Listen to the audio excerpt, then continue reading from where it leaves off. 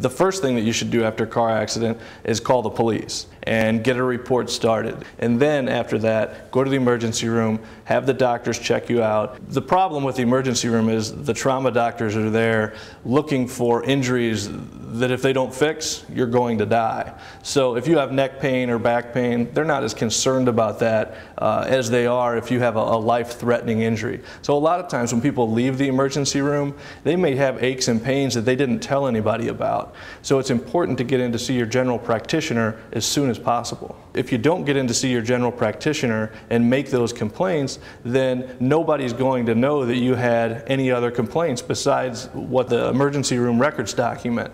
And vertebrae can be broken, discs can be herniated, and spinal cords can be severed. And those are all very, very serious things. It could result in death, quadriplegia, paraplegia, or the necessity for some kind of disc surgery.